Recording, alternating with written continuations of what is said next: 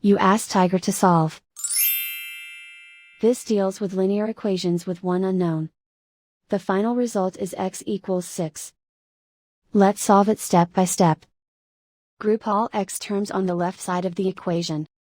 Add 9x to both sides. Group like terms.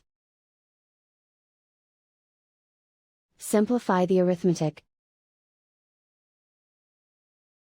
Group like terms. Simplify the arithmetic. Group all constants on the right side of the equation. Add 7 to both sides. Simplify the arithmetic.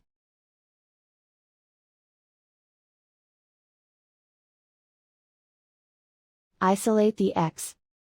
Divide both sides by 13. Simplify the fraction. Find the greatest common factor of the numerator and denominator.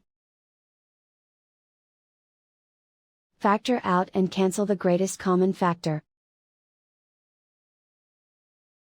And so the final result is x equals 6.